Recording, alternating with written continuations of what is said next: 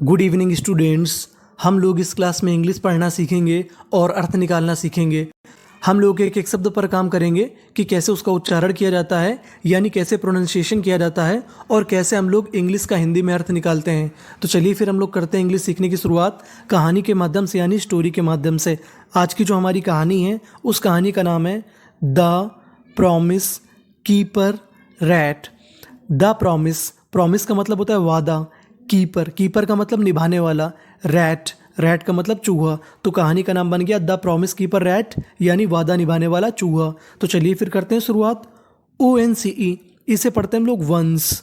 Once, once का मतलब होता है एक बार।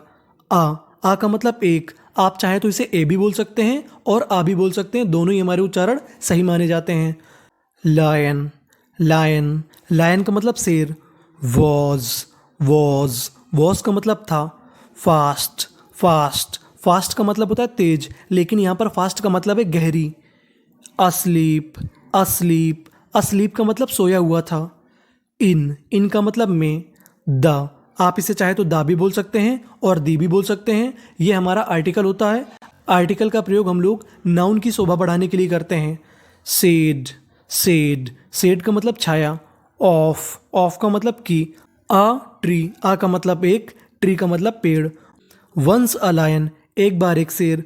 वॉज फास्ट अस्लीप, गहरी नींद में सोया हुआ था। In the shade of a tree, यानी एक पेड़ की छाया में।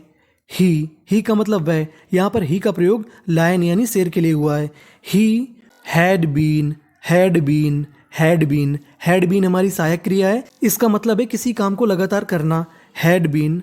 WONDERING, सॉरी यहाँ पर WA होगा। WANDERING, इसे पढ़ते हैं वांडरिंग। वांडरिंग, वांडरिंग का मतलब क्या होता है? घूमना या भटकना। वांडरिंग का मतलब होता है घूमना या भटकना। He had been wandering around, around, around का मतलब चारों ओर। All day, all day, all day का मतलब पूरे दिन। इन का मतलब में।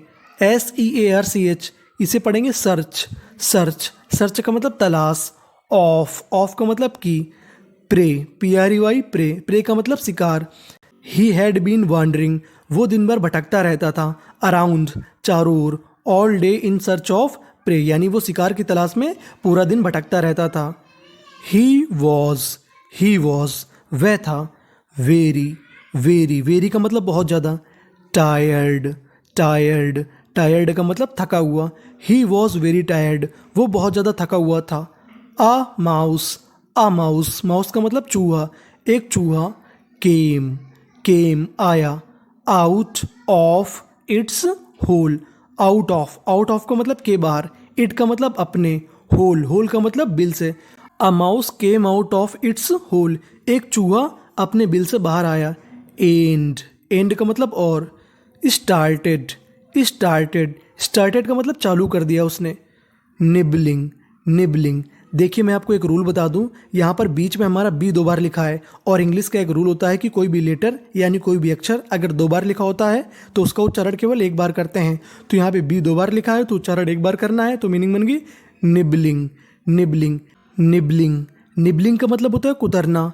Eight the lion's feet, at the lion's feet, यानी लायंस फीट का मतलब शेर के पैरों को।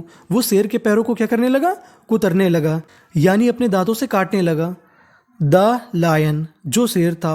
Woke up, woke up, woke up का मतलब उठा, शेर उठा। एंड, और। बिकेम, बिकेम, बिकेम का मतलब हो गया। Very angry, very angry, very angry का मतलब बहुत ज़्यादा नाराज।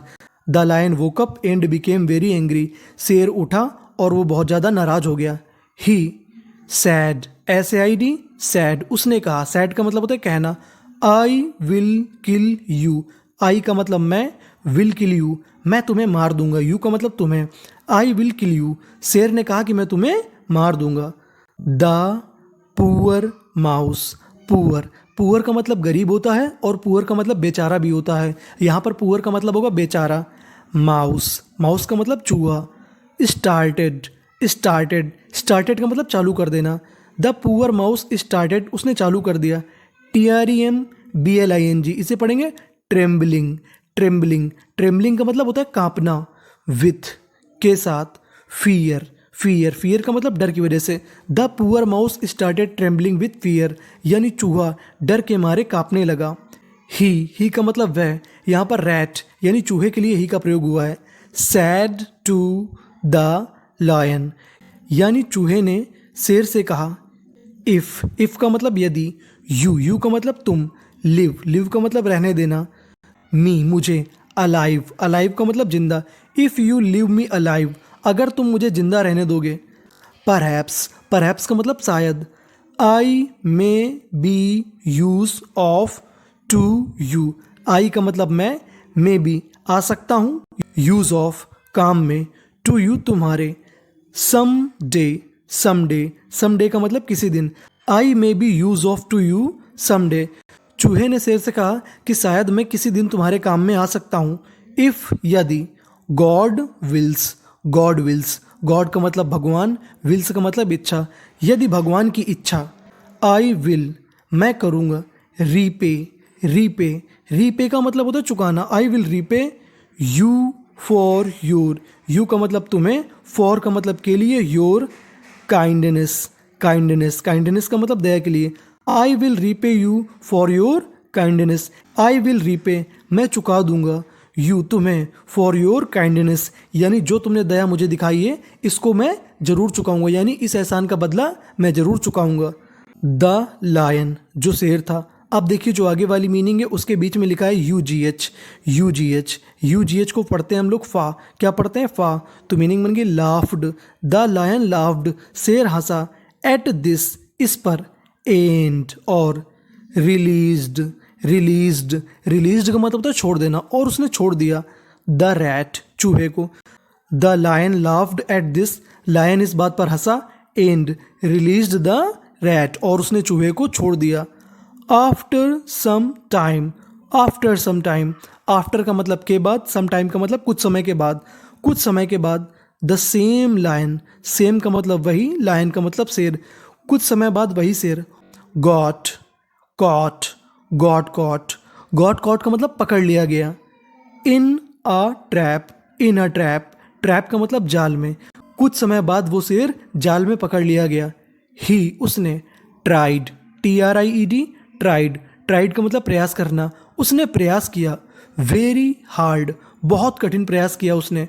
टू गेट आउट बाहर निकलने के लिए। ऑफ द ट्रैप यानी जाल से। He tried very hard to get out of the trap, उसने जाल से बाहर निकलने का प्रयास किया।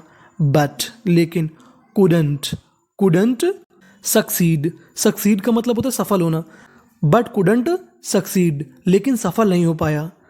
The rat had gone, the rat चूहा, हैड गॉन गया था, to his grandmother's house, यानी जो चूहा था ग्रैंड मदर्स हाउस यानी अपनी नानी के घर गया हुआ था। अ फ्यू डेज एगो यानी कुछ दिनों पहले।